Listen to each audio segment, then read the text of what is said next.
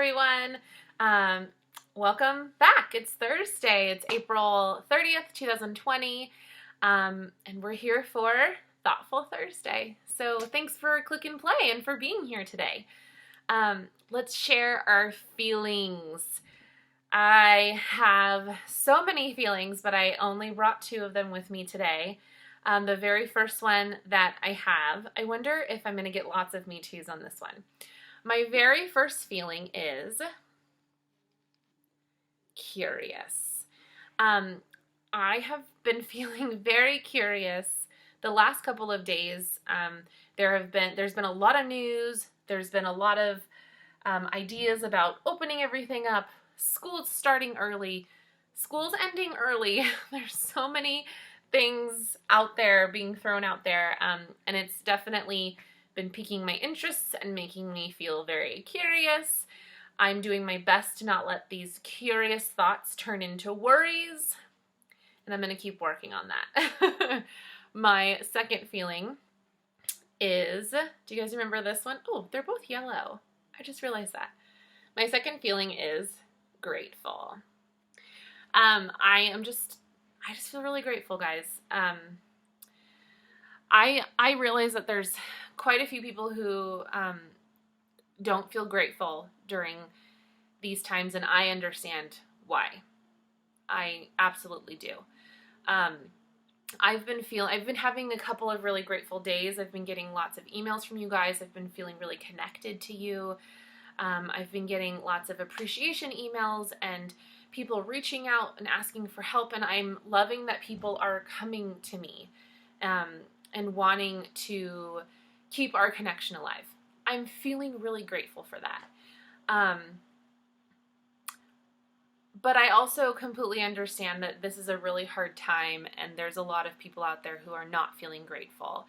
So I want you guys to know it is okay to have good feelings and share them, even though you know not everybody's having them as well.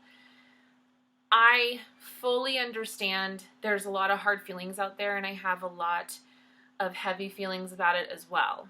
But I also do want to continue reflecting on those feelings that help me stay up and help me stay in the green zone so that I can be here for you guys and just continue our great work together. Okay, enough of that. I want to know how you feel. So now is the time for us to turn and talk to our family members, take out our journals and write to ourselves, open an email to me, tell me how you're feeling today, and if you want to, tell me why. So go ahead and press pause and do that now. All right, good job. So welcome back. So today is Thoughtful Thursday. And yesterday I had asked you guys to send me any person that you are feeling concerned for, people that, you know, you've been holding in your heart, people that you've been thinking a lot about. And I got quite a few of you sent me the people that you've been thinking about. And so I'm going to show you what I actually did with my family recently. And I really liked this activity, so I wanted to share with you what you could do with your family. And it's called the Caring Circle.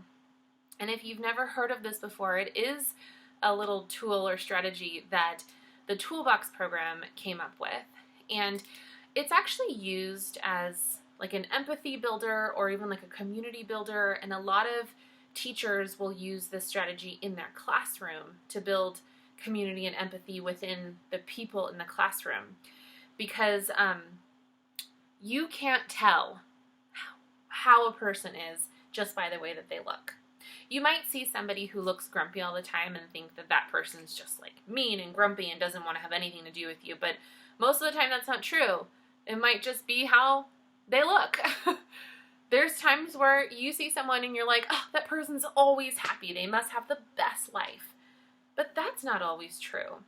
We've all mastered this ability to cover up how we're feeling, especially when we have really big, heavy things going on in our lives. But the Caring Circle is a great strategy to kind of push those walls down and get people to open themselves up for more care, and also it gives people the opportunity to build their sense of empathy for the people that are around them in their lives. So I thought we would just do one real quick. And this activity can be done, it doesn't have to be a caring circle. It could be an appreciation circle. It could be a grateful circle. But I'm going to do a caring circle today because that's what I decided to do. And this is what I did recently with my family. So, and I don't know if anybody has ever noticed when I do my recordings in my office here, in that terrible, awful dark lighting, there's a pink poster that's behind me, and it literally says caring circle, and it has a circle, and there's nothing in there. I'm going to put all the names that you guys sent me in that circle for now, and I will add more if people want to send me more. But I thought I would just show you on this whiteboard here. I'm just going to draw one and show you how easy it is to make it at your home.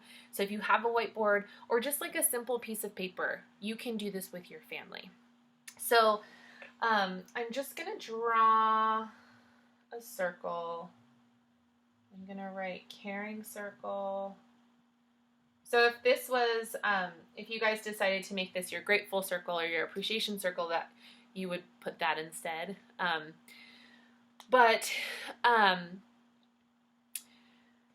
What I would encourage you to do as a family, if you decide to do this as a family, is sit down, maybe even sit in a circle. That might be a nice thing to do. Sit in a circle. You could light a candle in the middle, kind of like signify that like we're turning our light on right now. We're opening up our hearts. We're going to use our courage tool and open up to each other. And I want you all just to think about, you know, who have you been thinking a lot about? Who are you wanting to send care out into the world for? And then as a family, you guys will come up with these names and these people or these animals, and you'll write them on Post-its or pieces of paper and just tape them into the circle. And then you're going to want to find a place in your home where your circle lives so that you guys can always refer back to, you know, I've been worrying a lot about this person and I don't want to worry about them. I want to care for them. So I'm going to add them into my caring circle. Okay. So for example, I have been worrying a lot about my in-laws, who are my husband's mother and father. And I've been thinking a lot about them because they are both cancer survivors, and my father-in-law has diabetes, and they don't stay home as much as I want them to. And so I do worry a lot about them. And I want to send care out to them. I don't want to send worry out to them. So I wrote their names on this Post-it. I put Mama Sonia and Dad. That's just what I call them. And if I was just sitting in a circle with you guys, I would explain exactly what I just said to you. And I would say, I'm going to send some love and care. I'm going to hold them in my heart this week.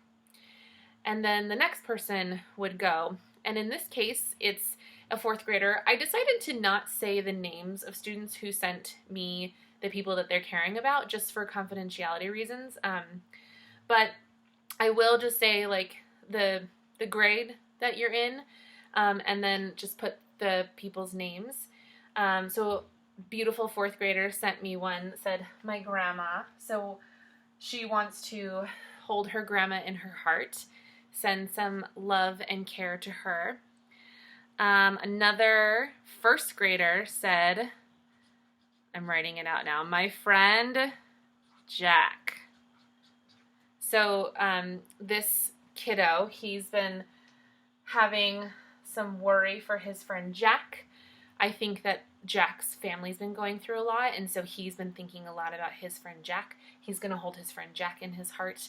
And then let's see, who do I have next? I'm reading my little list that I have. Another first grader, you guys are the sweetest, said, my mom and dad. And mom and dad have been working really hard from home, and she has been caring, wanting to give more care and send more love and appreciation to them. So I'm adding them to the caring circle.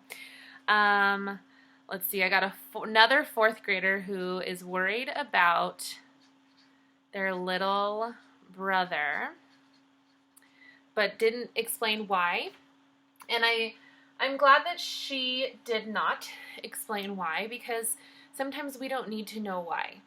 This is all about building empathy and an understanding. And if you don't know what empathy means, empathy is being able to understand how another person feels or share that feeling with that person. Kind of the whole idea of like living in their shoes. You can put their shoes on for a day and understand, gosh, it must feel really, really hard to be in your shoes. I understand why you feel sad. I would feel sad too. So, if we were in a classroom and this person, or in our family circle, and this person just said, I want to add my little brother, then we would just say, okay, we're going to send some love and care to your little brother. We don't need a reason why. So another one, I got a fifth grader who's worried about, she just said her family, and she said she has family in Italy, and she's just worried about them.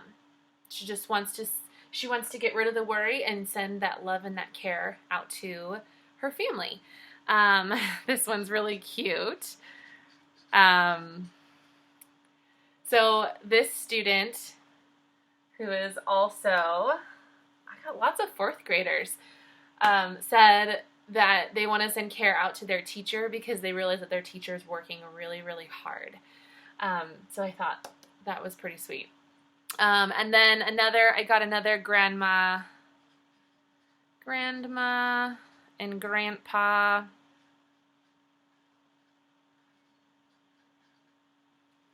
This one is actually from a second grader. So I'm adding grandma and grandpa into that circle. And then there's one more that I saved for last. And this student put doctors and nurses. And I love that so, so much. I think that absolutely our doctors and nurses belong in our caring circle right now. We want to send all the care. We want to hold them in our hearts, and we want to appreciate them, but also have empathy for what they're going through right now. So I'm going to definitely spend some time caring about them this week and moving forward. And then, I forgot one more. I'm so sorry. I added this one last minute for another student. So there was a story that came out that said that cats and dogs can get coronavirus, and a student wrote that they're really nervous for their cat. They're feeling scared for their cat because their cat lives outside, is like an outdoor cat, and so she's been feeling concern for her cat. I totally get it. Let's send some love and care to your beautiful cat. All of these people deserve to be cared about, but the point of this is to, as a group, and if you're doing this with your family, that's beautiful, you are understanding how the people around you are feeling, who they're thinking about, and why. And kind of holding the fact that they are worried or caring or kind of working through some feelings about these people, understanding that that's what they're thinking about throughout the day. And it helps us maybe calm ourselves if we know that our mom is worried about her parents, or if our dad is, worried about his job, worried about the people that he works with and his employees. We can have some empathy and patience for our dad, knowing that he's holding on to that all day. Maybe we hear that our brother is really concerned about his friend and doesn't really know how to work through that. We can have empathy for our brother for that. So this is a really great activity to do with your families because it does help you understand one another. It helps you communicate with how you're feeling and what you're working with. But it also helps you just talk about things and people that you might be feeling worried about. But like I said, this can be for anything. You could actually just make this a communication circle where you as a family sit together in a circle and you communicate. And maybe what you do is you put a post-it for something that you've been thinking about this week, something you've been worried about this week, something you're grateful for this week, someone you appreciate, someone that you want to care more about, and you can just make it like a circle of communication. But I wanted to share the caring circle with you guys because it's a really beautiful and simple activity to do in your home. It helps build empathy. It also gives you a space to put the people that you care about, because it's really important. If you can't do this with your family and you can only do it with yourself, that's okay. Just get your journal. Super simple. I'm just going to do it right now. Make your caring circle. And write the people that you're thinking about in there.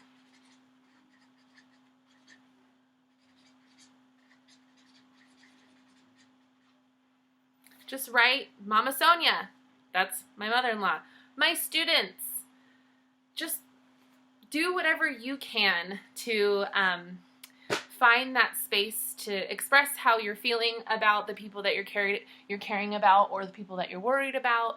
If you can do it with your family, great. If you can do it with only yourself, great. The point is, try it. You might love it. You might be like, meh, it's just okay. But I would love for you guys to try it and tell me how that goes. In the meantime, I'm going to keep my caring circle in my office. I'm going to move all of these guys into the caring circle. And then if you guys have people, if you're just like, you know what, Miss Jen, I really want to put my neighbor in your caring circle, send me an email. I will put them in my caring circle. If you are somebody who put one of these people in the circle today, and you find that you no longer are worried about your friend Jack because things are going better, I am fine. You can say, you know what, my friend Jack is doing really well. I'm ready to take him out of my caring circle. And then I'll take them down. We can also just leave them up there as long as you want. All right, guys.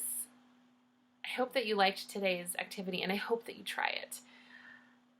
Tomorrow's Friday. Yay! I'm not exactly sure what we're going to do yet. I'll try to make it fun, though. Fun-free Friday tomorrow, you guys. I'm going to wear my Edna shirt. Wear your Edna shirt with me. And have a great Thursday. Yay! It's Thursday, Friday Eve. Send me how you're feeling. Do your caring circle. Stay happy. Stay healthy. I'll see y'all tomorrow. Bye, guys.